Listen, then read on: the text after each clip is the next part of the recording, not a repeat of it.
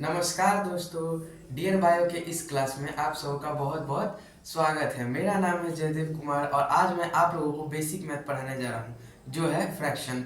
इसमें आप सीखेंगे कि फ्रैक्शन को किस तरह बनाते हैं और ये आगे के कंपटीशन लेवल में भी आपको हेल्प करेगा। तो शुरू करते हैं आपका क्लास, वो है भिन्न यानी कि फ्रैक्शन से। ठीक है, तो बात करते हैं फ्रैक्शन की। तो फ्रैक्शन क्या होता है, सबसे पहले ये जानना जरूरी है कि भिन्न होता क्या है। तो भिन्न होता है कि जब आप किसी संख्या को किसी दूसरी संख्या से भाग देते हैं तो उसी को भिन्न कहते हैं। जैसे p बाई क्यू, अगर आप q से p में भाग देते हैं तो उसे ही भिन्न कहा जाता है, भिन्न कहा जाता है। तो यही हुआ आपका भिन्न। तो ये रहा भिन्न का डेफिनेशन। अब बात करते हैं कि भिन्न में क्या क्या आता है। तो ये हुआ p बाई क्यू का रूप। भिन्न में बटा के फॉर्म में हमेशा होता है। भिन्न का जो ऊपर वाला होता है आपका, वो होता है अंश और नीचे वाले को हम कहते हैं हर। इन्हीं दोनों को मिलाकर तैयार होता है हमारा भिन्न। ठीक है, तो अब बात करते हैं कुछ बेसिक के गुणों के बारे में। पहला, भिन्न के बहुत सारे प्रकार होते हैं, लेकिन उसमें से सबसे इंपॉर्टेंट है वो है आपका समभिन्न और उचित भिन्न।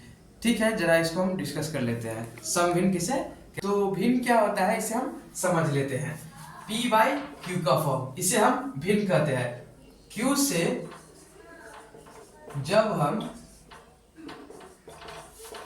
p में भाग देंगे और जो भागफल आएगा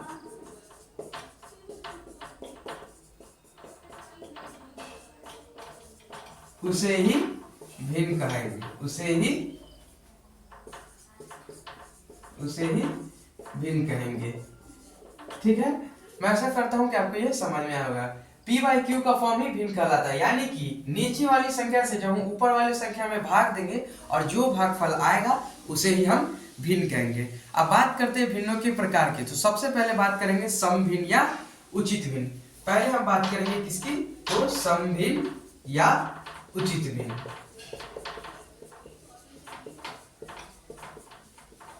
या उचित भिन्न की बात करते हैं।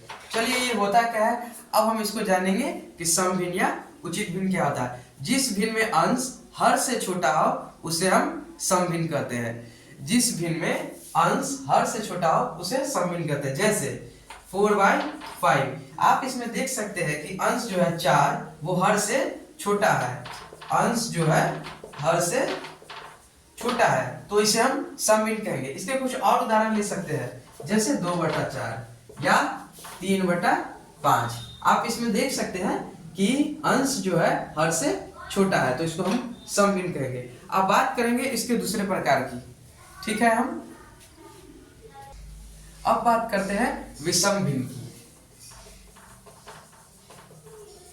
या हम बात करेंगे विषम भिन्न क्या होता है। तो विषम भिन्न में जिस भिन्न में अंश जो है हर से बड़ा हो उसे ही हम विषम भिन्न कहते हैं। ठीक है, जिस भिन्न में अंश आपका हर से बड़ा होगा उसे हम विषम भिन्न कहेंगे। जैसे 7/2, 9/5 और 11/6। आप इसमें देख सकते हैं अंश जो है वो हर से बड़ा है, तो ये हमारा हो गया विषम भिन्न, जिसमें आपका जो अंश होगा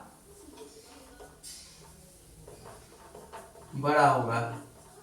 ठीक है, अब बात करते हैं दूसरे संयुक्त भिन्न की। संयुक्त भिन्न क्या होता है, जरा आप इसको गौर से समझिएगा, ये थोड़ा सा इंपॉर्टेंट चीज है।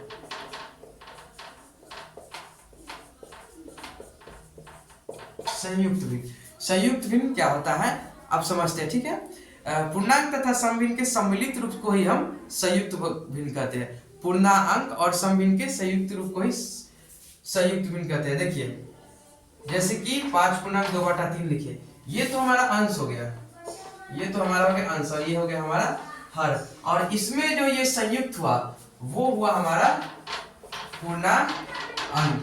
अब आप देख सकते हैं पूर्णांक तथा अंश और हर है यहाँ पे मिले हुए, और पूर्णांक तथा भिन्न के जो रूप आपस में मिलते हैं उसे हम संयुक्त भिन्न कहते हैं। इस प्रकार जैसे आप देख सकते हैं 5/2/3 हो गए, 6/3/5 4, इसे हम संयुक्त भिन्न कह सकते हैं। अब बात करते हैं कि इकाई भिन्न क्या होता है। इकाई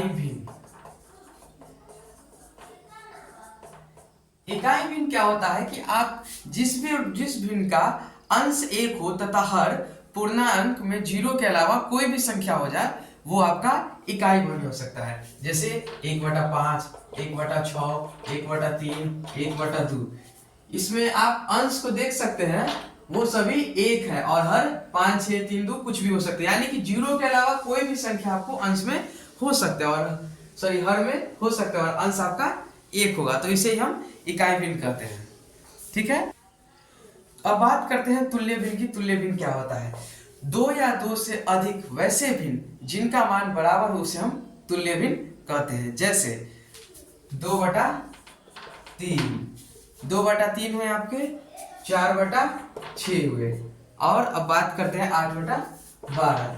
मैंने अभी आपसे क्या कहा? 2 या 2 से अधिक वैसे भिन्न जिनका मान बराबर होने हम तुल्य भिन्न कहते हैं। अब हम आपको इसको काट के बताते हैं। ये देखिए, आपको ये 2 दूना 4, 2 तिहाई 6, अब ये 2 छक्का 8 और 2 छक 12। देखिए 2/3, 2/3, और ये भी और कटेगा, 2 दूना 4 और 2 तिहाई 6, तो आपको 2/3। आप देख सकते हैं सभी भिन्नों के मान बराबर आ गए, इसे हम कहते हैं तुल्य भिन्न। तो मैं आशा करता हूँ कि आप लोगों को ये वीडियो बहुत अच्छा लगा होगा, जिसमें मैंने आपको भिन्न के टाइप समझाया। मैं आगे भी आप लोगों को समझाऊंगा, तो अगर आगे आप चाहते हैं इस क्लास को अटेंड करना, तो आप लाइक और कमेंट जरूर करें आगे के क्लास के लिए, तो मैं आपको आगे और क्लास दूंगा। धन्यवाद, और हमसे जुड़े रहें आप।